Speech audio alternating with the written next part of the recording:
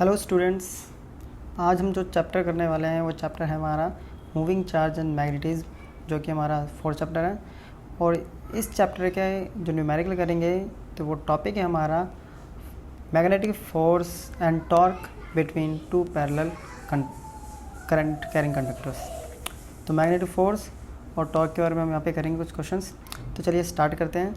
तो क्वेश्चन है हमारा, a square loop of side 20 cm carrying current of 1 ampere kept near an infinite long straight wire carrying a current of 2 ampere in the same plane as shown in the figure. Calculate the magnitude and direction of the net force exerted on the loop due to current carrying conductor. तो question क्या कह रहा है, ये हमारे पास conductor है जिसमें हमारा करंट फ्लो हो रहा है और उसके साइड में एक स्क्वायर शेप हमारा लूप दे रखा है। तो इस लूप का ज़रा नेमिंग कर लेते हैं, ABCD नेमिंग कर लिया। तो ABCD एक लूप हमें दे रखा है स्क्वायर, जिसकी हर साइड 20 सेंटीमीटर की है, कोई प्रॉब्लम नहीं। अब क्या बोल रहा है कि जो ये कंडक्टर इसमें 2 एम्पियर करंट जा रहा है और जबकि इस लूप में 1 एम्पियर करंट जा रहा है, तो इन दोनों की वजह से तो हमारी नेट फोर्स क्या आएगी ये निकालनी है, उसका मैग्नीट्यूड और उसकी डायरेक्शन भी निकालनी है। ये टॉपिक हमने किया हुआ है पैरेलल कंडक्टर का। तो पैरेलल के लिए हमने पढ़ा हुआ है, फॉर्मूला होता है हमारा F = μ0 I1 I2 L upon में 2πr। तो ये क्या हुआ है मैंने। तो सबसे पहले जो हम कंसीडर करेंगे वो साइड AB के लिए करते हैं हम, इस वाले के लिए AB के लिए, ठीक है। तो फोर्स हम निकालेंगे किस पे, साइड AB के लिए। क्या होगा, FAB कर देते हैं इसको। तो μ0 I1 I2 L अपॉन में 2πr। अब सबसे पहले यहाँ पे हमें I1 क्या है, I1 गिवन हमें 2 एम्पियर, I2 गिवन है 1 एम्पियर। L कितना है, इसकी साइड, कंडक्टर की साइड जो है हमारा स्क्वायर की साइड दे रखी है हमारी 20 सेंटीमीटर, जिसको मीटर में करूँगा तो 20 × 10⁻⁻2 L हो गया। R दोनों के बीच में डिस्टेंस, तो इन दोनों के बीच का डिस्टेंस कितना होगा, ये डिस्टेंस है हमारा 10 सेंटीमीटर, डिस्टेंस हो गया हमारे यहाँ 10 सेंटीमीटर। तो R = 10 सेंटीमीटर, मीटर में क्या जाएगा 10 × 10⁻⁻2। पुट करते हैं AB के लिए, FAB क्लियर। तो μ0 की वैल्यू बाद में पुट कर देंगे। I1 2 I2 1 L है यहाँ पे 20 × 10⁻⁻2 अपॉन में 2π और R है हमारा 10 × 10⁻⁻2। क्लियर। ये ख़त्म, इस 2 से ये ख़त्म, 10 से ये ख़त्म। तो हमारे पास क्या बचा है, यहाँ पे जो फोर्स आ रही है FAB वो आ रही है 2 μ0 अपॉन में π, ठीक है, और न्यूटन में। तो अब आते हैं इसकी डायरेक्शन। हमने पढ़ा हुआ जब दोनों पैरेलल में जा रहे होते हैं और सेम डायरेक्शन में करंट हो, दो कंडक्टर पैरेलल और सेम डायरेक्शन में, इस केस में सेम डायरेक्शन में जा रहा है, तो फोर्स कैसे बनती है, टूवर्ड्स या फिर अट्रैक्टिव या फिर टूवर्ड्स कंडक्टर की तरफ बनती है, ठीक है। अब हम ऐसे ही निकालेंगे, हम साइड CD पे कंसीडर करेंगे। पहले हम करेंगे इस वाले साइड पे, फिर बाकी दो पे निकालेंगे। तो CD के लिए अब हमारा जो R की वैल्यू हो जाएगी ये 10 और ये 20, तो ये हो जाएगी हमारी 30।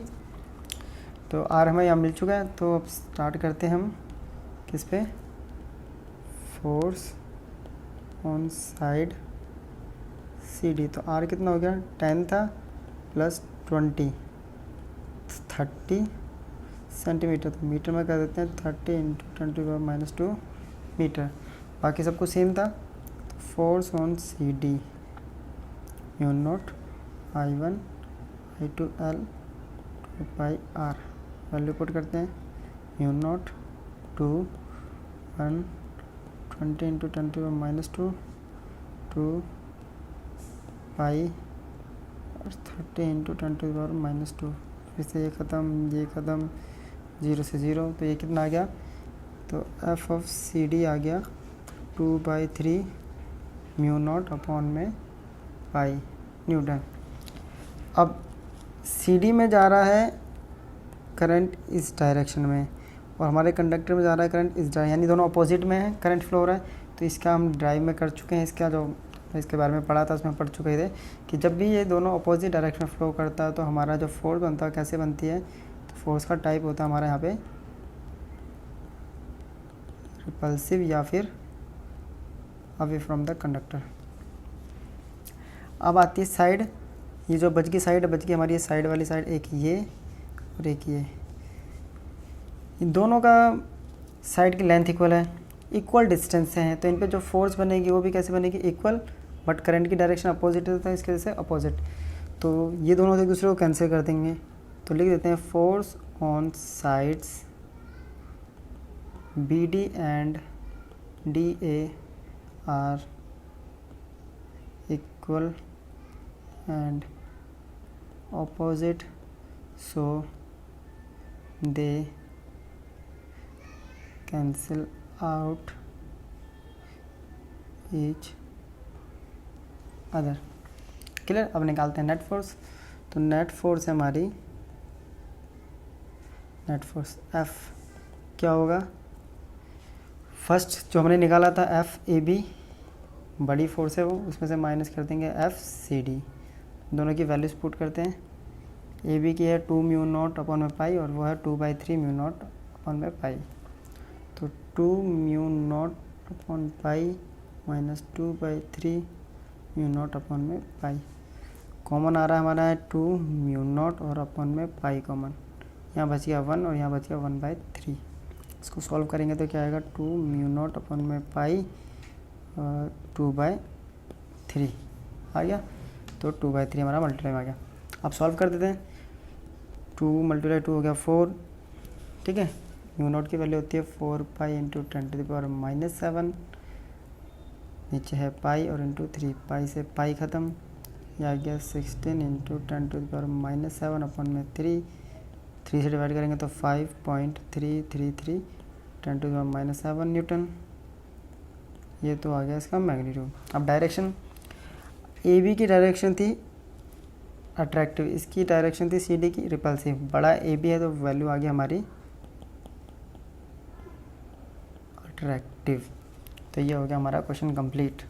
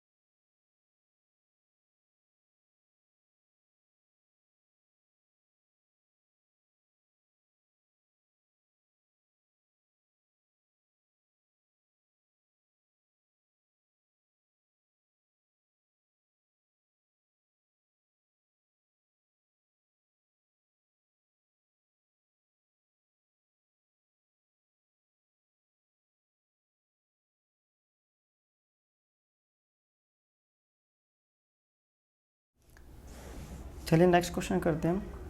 क्वेश्चन है हमारा, an electron of mass me revolves around a nucleus of charge plus Ze. Show that it behaves like a tiny magnetic dipole, hence prove that the magnetic moment associated with it is expressed as mu equals to minus e L upon 2 me, where L is the orbital angular moment of the electron. Give the significance of negative sign. तो question कह रहा है कि हमें एक electron है जिसका मास me है, तो ये एक इलेक्ट्रॉन है,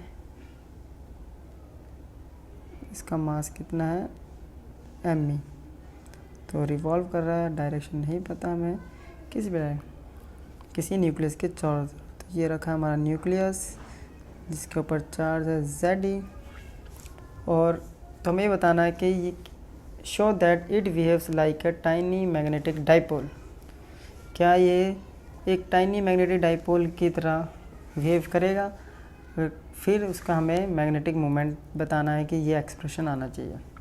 तो अगर ये इलेक्ट्रॉन किसी सर्कुलर वे में घूम रहा है, यानी किसी न्यूक्लियस के चारों तरफ एक सर्कुलर करंट बना रहा है, तो सर्कुलर करंट बना रहा था, इसका मतलब क्या होगा, ये एक तरह से सर्कुलर कॉइल जैसा बिहेव कर रहा है, और अगर सर्कुलर कॉइल है ये, तो इसका एक मोमेंट भी होता है।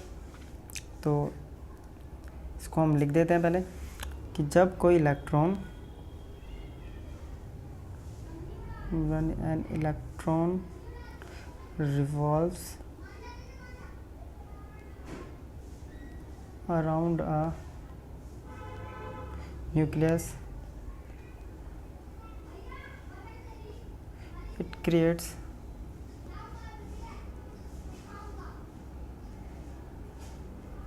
circular around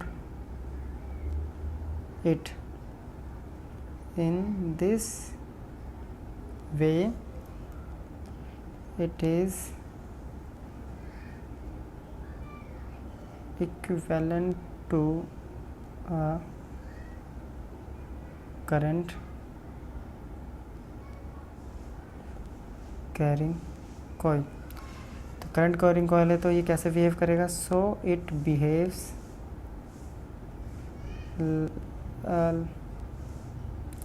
like as a tiny magnetic dipole। तो ये तो हमने इसका थ्योरी लिख दिया। अब इसको हमें प्रूफ करना है कि ये मैग्नेटिक डाइपोल जो आएगा वो इतना आएगा।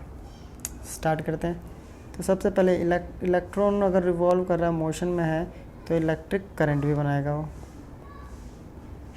तो वो इलेक्ट्रिक करंट कितना होगा, माइनस ई अपॉन में T, charge per unit time. और हमें पता है टाइम इक्वल्स टू होता है 2π/ω, क्योंकि एंगुलर सर्कुलर में घूम रहा है, तो टी की जगह पुट कर देते हैं, I equals to -2π/ω।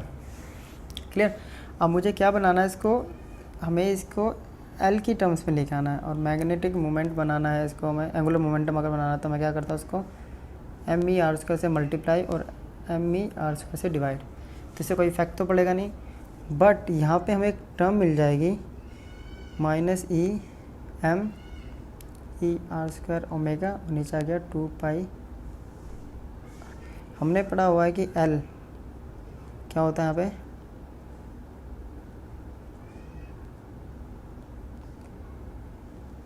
Angular momentum होता है हमारा mr²ω। तो me r²ω, तो इसकी जगह मैं क्या पुट कर सकता हूँ, -e_L_2π_me_r²।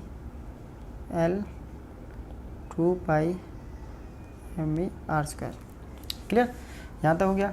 अब करंट तो निकल गया, हमें क्या निकालना, मैग्नेटिक डाइपोल। तो मैग्नेटिक म्यू से रिप्रेजेंट करें, तो म्यू इक्वल्स टू होता है हमारा IA। नंबर ऑफ टर्न्स नहीं पता हमें, आई की वैल्यू ऊपर से पुट कर देते हैं, -e_L/2π_me_r²। और एरिया कितना होगा इसका, πr², पाई से पाई ख़त्म, r² से r², तो वैल्यू आ गई -EL/2।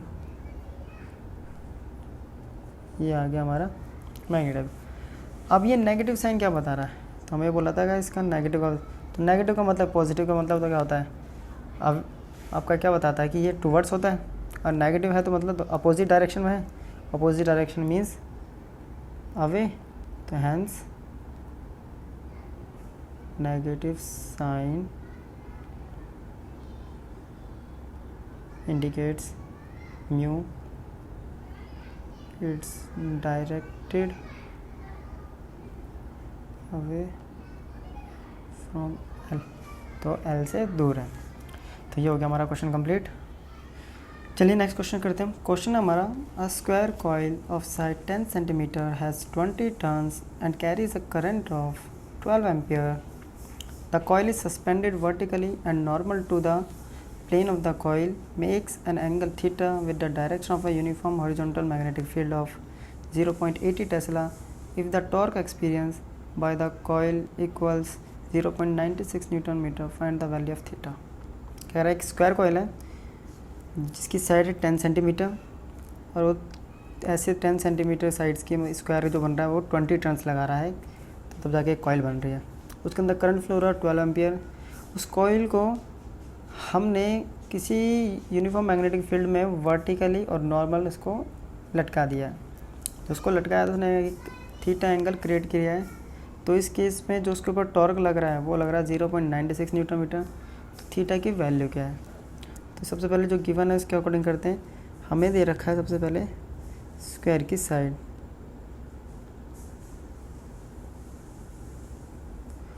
स्क्वायर कॉइल ये है 10 सेंटीमीटर, तो इसका एरिया कितना हो जाएगा 10 मल्टीप्लाई 10 100 सेंटीमीटर का। इसको मीटर स्क्वायर में कर देते हैं, तो 10 की पावर -4 से मल्टीप्लाई कर दिया, तो ये आ जाएगा हमारा 10 की पावर -2 एरिया। उसके बाद नंबर ऑफ टर्न्स जो दे रखे हैं वो हमें गिवन है 20 टर्न्स। फिर नेक्स्ट दे रखा हमें करंट 12 एम्पियर। थीटा हमें यहाँ निकालना है। इस केस में जो मैग्नेटिक फील्ड है वो है 0.80 टेस्ला और टॉर्क जो है वो है 0.96 न्यूटन मीटर। ठीक है, चलिए स्टार्ट करते हैं। हमें पता है कि जो टॉर्क एक्सपीरियंस करती है वो होता है हमारा निवा साइन थीटा या NIBA साइन थीटा भी कह सकते हैं, निबा साइन थीटा। ठीक है, तो सबकी वैल्यूज पुट करते हैं यहाँ पे।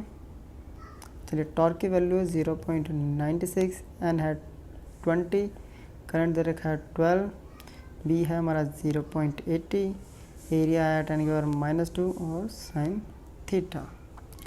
साइन थीटा हमें क्या करना है, यहाँ फाइंड आउट करना है। तो सारी वैल्यूज़ को इधर लेके जाएंगे, जब इधर लेके जाएंगे तो क्या हो जाएगी सारी डिवाइड में, तो सारी वैल्यूज़ को लेके जाते हैं 20, 12, 0.80, 10 की पावर -2। चलिए स्टार्ट करते हैं। इसको सॉल्व करूँगा तो आएगा 10 की पावर -2, इसको सॉल्व करूँगा तो आएगा 10 की पावर 2। एक तो इससे ख़त्म, ये इससे ख़त्म, ठीक है, ये बचा, ये 0 गया इससे, और पास वैल्यू आ जाएगी 96, 2, 12, 8, 12 8 जा 96, वैल्यू आ गई 1/2। तो साइन थीटा आ गया 1/2, और 1/2 कब होती है, जब होता है हमारा साइन π/6।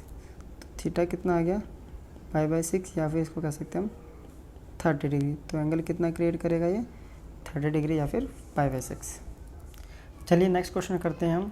क्वेश्चन हमारा, 100 turn closely wound circular coil of radius 10 centimetre carries a current of 3.2 ampere. First, what is the field of at the centre of the coil. Second, what is the magnetic moment of this arrangement. The coil is placed in a vertical plane and is free to rotate about a horizontal axis which coincides with its diameter. A uniform magnetic field of 2 Tesla in the horizontal direction exists such that initially the axis of the coil is in the direction of the field. The coil rotates through an angle of 90 degree under the influence of magnetic field. What are the magnitude of the torque on the coil in the initial and final position? What is the angular speed acquired by the coil when it has rotated by 90 degree? And the mi of the coil is 0.1 kg metre square. तो question कह रहा है हमारा कि एक circular coil है जिसमें 100 turns हैं, तो नंबर ऑफ टर्न्स कितने हैं यहाँ पे 100, तो एन दे रखा है हमें 100 टर्न्स। क्लियर। रेडियस दे रखा है हमें 10 सेंटीमीटर, अगर इसको मीटर में करूँगा तो 0.1 मीटर। करंट जा रहा है इसमें 3.2 एम्पियर। तो हमें बताना है कि सर्कुलर कॉइल के सेंटर में मैग्नेटिक फील्ड कितनी होगी। तो पहले ये करते हैं, magnetic field at the centre of the coil. तो इसका फॉर्मूला होता है B = μ0 Ni और अपॉन में 2R।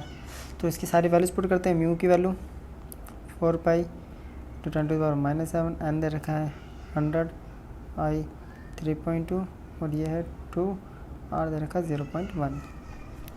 ठीक है, तो ये हो गया हमारा 1.6। इसका ये आएगा हमारा ये 10 और ये कैंसिल आउट हो जाएगा, तो वैल्यू बच गई हमारी 4 पाई इंटू 10⁻⁻7 इंटू 100 इंटू 16। ये तो हो गया 10⁻⁻5। इसको सॉल्व कर देते हैं। तो सॉल्व करके जो वैल्यू आएगी हमारे पास वो आएगी हमारे पास 12.57 इंटू 10⁻⁻4 इंटू 1.6। अब इनको भी अगर सॉल्व करेंगे तो वैल्यू आएगी 2 इंटू 10⁻⁻3 टेस्ला। तो मैग्नेटिक फील्ड तो हमारा निकल गया। सेकेंड पार्ट में बोल रहा है what is the magnetic movement of this arrangement. तो अब हमें क्या निकालना है इस अरेंजमेंट के लिए, मैग्नेटिक मूवमेंट। तो कोई प्रॉब्लम नहीं, मैग्नेटिक मूवमेंट स्टार्ट करते हैं। मैग्नेटिक मूवमेंट क्या होता है, M = NIA, N है 100, I 3.2, area pi r square, circle का पाई स्क्वायर होता है। सॉल्व कर देते हैं,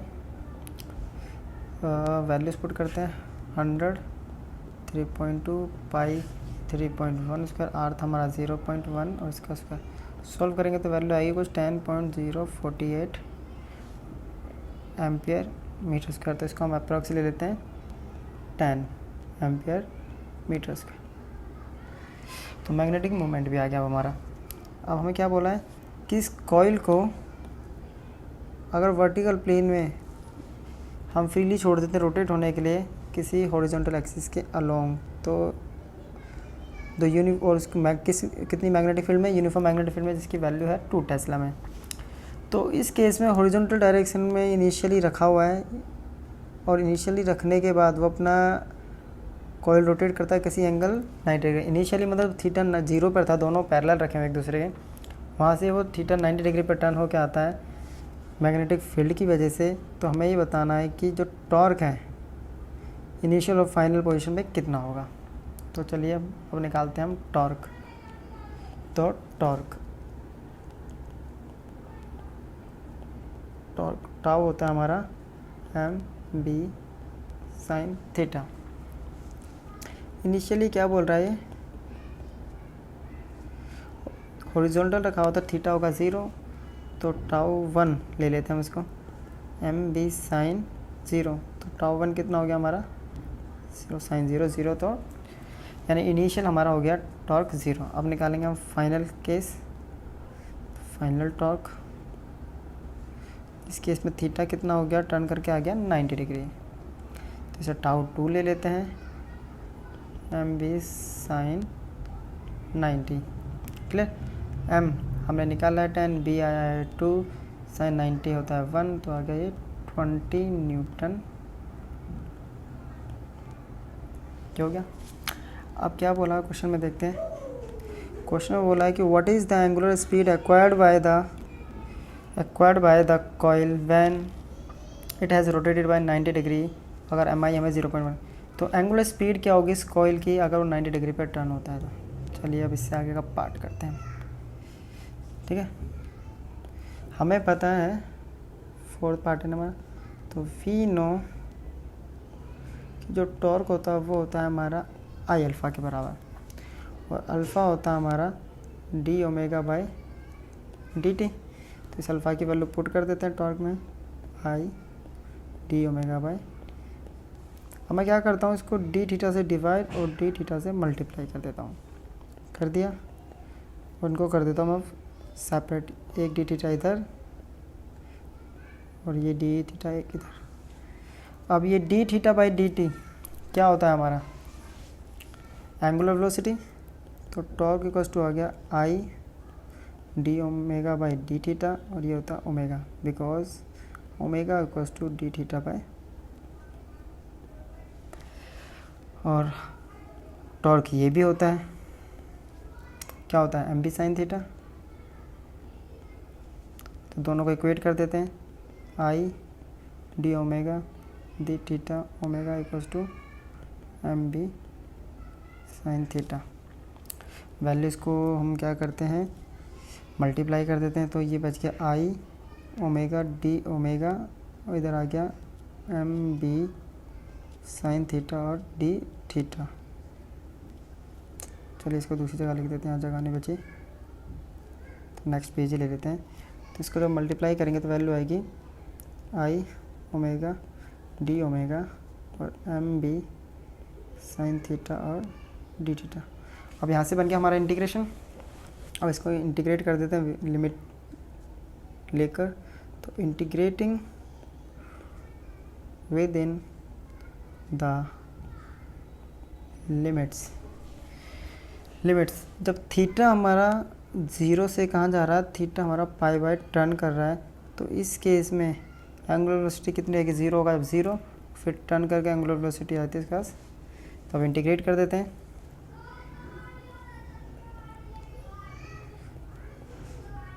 जीरो से ओमेगा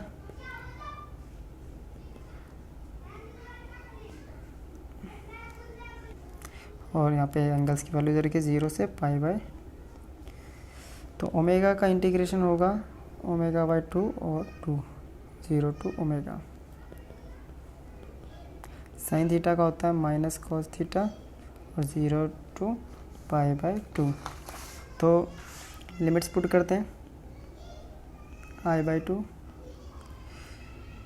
एक बार अपर लिमिट फिर लोअर लिमिट, ये माइनस मैंने बाहर ले लिया एम बी, फिर एक बार अपर लिमिट और एक बार लोअर लिमिट, ठीक। तो हमारे पास बच गया एक साइड तो बच गया आई बाई 2 ओमेगा स्क्वायर, यहाँ बच गया अब हमारे पास cos 90 0 cos 0 1 minus M B और माइनस 1, माइनस माइनस हो गया M B I by 2 omega square, तो ओमेगा की वैल्यू कितनी आ गई 2 एम बी अपॉन में आई और इसका रूट। अब वैल्यूज पुट कर देते हैं, 2 एम था 10, बी आया था 2 और ये आई था मेरे पास 0.1। क्लियर। सॉल्व कर देते हैं, सॉल्व करने पे कितना आएगा इसका, ये ऊपर गया तो ये हो गया 10 का एक मीन्स ये आ गया हमारा 20 रेडियन पर सेकेंड। तो ओमेगा आ गया हमारा 20 रेडियन पर सेकेंड। हमें निकाली था एंगुलर वेलोसिटी, तो एंगुलर वेलोसिटी ये है हमारी। तो क्वेश्चन हो गया हमारा कंप्लीट।